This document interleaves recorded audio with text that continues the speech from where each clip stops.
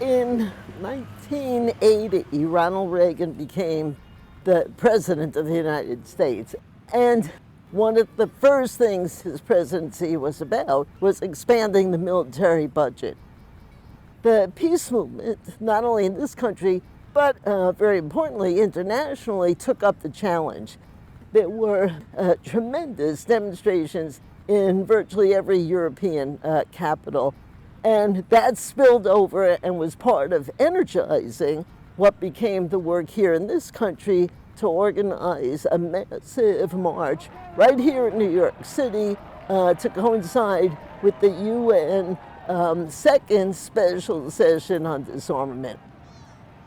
The heart and soul of the whole mobilization and of the activities on June 12th and other activities around that were the at least 600 groups that were organizing, including a tremendous outreach effort right here in New York City, a whole system to turn out as many New Yorkers as possible. We knew we were creating and organizing something that was going to be big. Of course, we had no idea about the scale that it would become. It was a glorious day. It was a beautiful New York June day. And without a hesitation, we can say at least 1 million people gathered and marched peacefully through the streets of New York.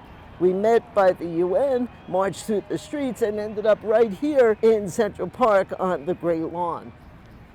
You could not find a tiny section of grass that was available. It was completely covered with people and into the trees. And the truth of the matter is, hundreds of thousands of people actually never made it to the park.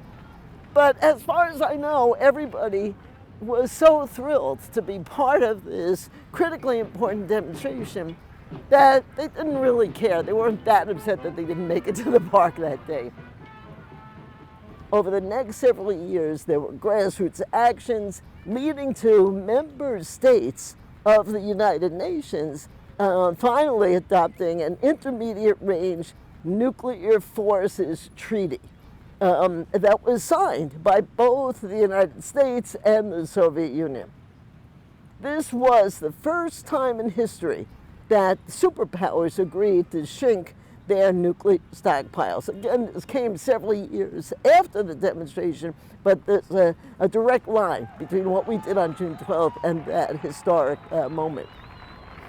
The work on June 12th and the events on June 12th also had a dramatic impact, I believe, here in New York City, locally. It helped lead to the New York City Council passing a resolution that New York City would be a nuclear-free zone. As far as I know, the federal government has, to this day, honored that resolution.